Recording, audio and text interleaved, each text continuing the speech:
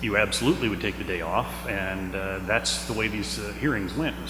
Person after person got up and talked about the burden of regulation, and these are the businesses who've lost our credit card data in the first place, or lost our personal information in the first place here in Massachusetts, still under the shadow of TJX. At one of them, I was the only voice who spoke as a privacy advocate. I didn't speak for the groups I'm in. I didn't speak for my employer. I said, I'm here because I'm a resident, a citizen, a taxpayer, and I've got 2 credit cards and a debit card in my wallet, and 2 of them are under 3 months old because of people not protecting my stuff. And that was like a lone voice in the wilderness, and I was pretty quickly dismissed first round, so I was a little more aggressive later, but it was just the people who had a vested interest in the regulation were the only people involved, and it shows in where it ended up.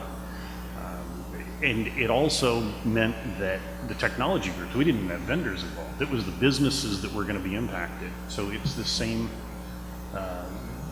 narrow scope of people steering it, and that wasn't necessarily the plan, but that's just the way it worked.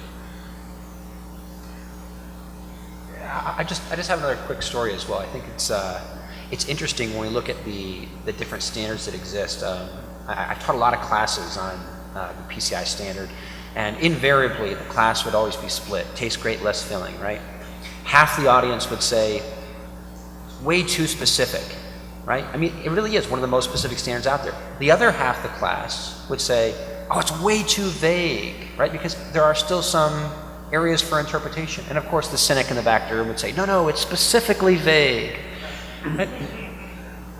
But I think it goes to show that regardless of how specific or vague or whatever it is, or non-specific or generalist, right, a particular standard may be, we're constantly looking for more information and more education around it, right? And so around any particular standard, you're going to see groups working to generate more information, more content, to see how these types of things evolve. And one of the requirements that was added to the PCI standard around web application firewalls, someone can stand up and say, oh, well, that was obviously put in there by a vendor, but it wasn't, right? It was put in there because you look at the statistics, and half or more than half of the data breaches, right? Not the number of cards that are stolen, but just the data breaches alone in the US and the UK were coming from SQL injection cross-site scripting, right? And so, to meet that particular need in the industry, the standard will change. And I think that everyone can participate in those types of changes in standards, right? It's not a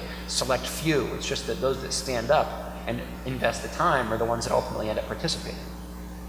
I don't think you can hear that, Katie, due to the Charlie Brown filter I have in place for you. But Mike was talking about the sort of ongoing battle in PCI between being too specific versus too general. And I was curious if you were running into similar issues out there in Malaysia. Absolutely.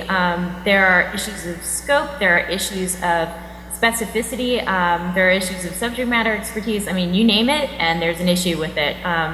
It's pretty much like you're writing a document by committee, which is always difficult, but you're not even, sort of writing it and passing a draft around with track changes turned on, or something sensible like that. You're going through this really archaic process, and it's, it's a Franken document is what is going on right now. So it's there's a lot of argument because it's supposed to be an international standard, and as such, there should be some way to comply with the standard. However, there's all these arguments about what it is that's appropriate to make mandatory, so there can be parts of a document that are considered informative, and in which case they're just a guideline, and there can be parts that are considered normative, which is, something that you actually need to comply with and match pretty much to the letter.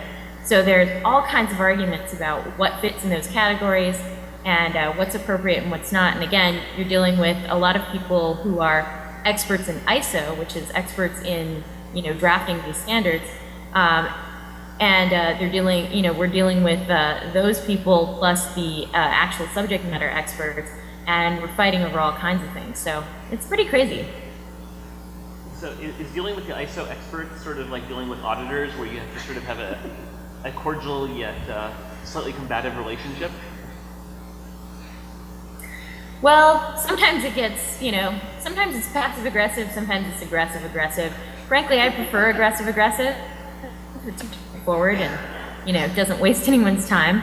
But it's it's kind of like you're on the football field and you're pretty much gunning at each other at top speed, and then everybody takes a break and goes out and has coffee and talks about their kids. It's just a totally weird place where you can be intensely arguing with each other and in these veiled and politically correct ways, calling each other an idiot, and then you go out and you have a little coffee and then you get back in and get right back into the fray. So it's pretty grueling. Sounds like it. Mike?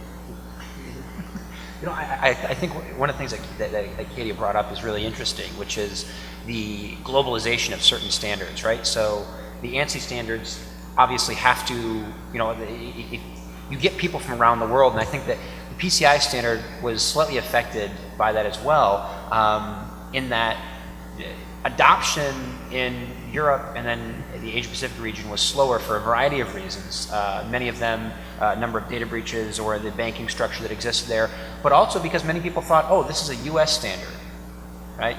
How does it, how could it possibly apply to us? They're telling us that we need to have video cameras that are retaining, retaining data from data centers for X period of time. That violates our laws. I was talking to a gentleman from Luxembourg who was just horribly offended that we would ever consider, that we're somehow ignoring the banking regulations of Luxembourg and such, right? And he said, well, we'll never adopt this standard. So I think that the adoption of standards is also an interesting thing, especially considering, right, there's a timeline to generate the standard, and there's also a timeline for it to be adopted by the industry. I mean, the day it goes into effect, it's certainly not adopted widely. No. And also to pick up on something Katie was saying earlier too, the battle over language with these type of documents really can be somewhat annoying to the point where in an earlier rev of NERC CIP, they had a phrase in there saying, where technically feasible, which rapidly became a get-out-of-jail-free card to the point where FERC actually had to rule on it and say, no, you got to rip that language out of there. And as a result, I mean, like a year ago, the CISO for NERC came out and said 23% of the asset owners are reporting they have critical cyber assets, and only 23. The penalty structure, which hasn't come into effect yet but will, is $1 million a day per violation. So I'm imagining that 23% will actually shift rather quickly in the coming months and years. So, Katie, Dave was saying that for NERC, it's $1 million a day penalty per violation. Per violation. Are you going to put anything like that in? For a violation, well, no, that would be a big no. Yeah, that would not be a normative clause in this standard. Thanks.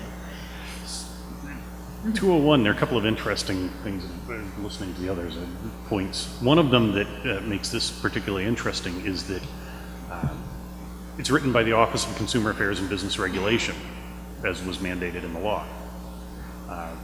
They had a few conversations with the Attorney General's office, but from listening to the AG, the Assistant Attorney General who spoke a couple of times, they weren't in-depth conversations. And it's being enforced by the AG's office because OCABR doesn't actually have enforcement. So we had one group of people write a regulation, take feedback from the community at large, which was largely the business community because those are the only people that could justify the time. A little feedback from senators because they got beaten up by the same business community that was already voicing their opinions overwhelmingly. And then it gets pushed over and it's up to the AG to enforce it. And that's makes it entertaining. And the adoption delay point is one of the things. Since it evolved and was delayed several times, and it was supposed to be phased in, and then it was slowed, and then it delayed and re-edited, it's been pushed out far enough that there's an almost universal belief that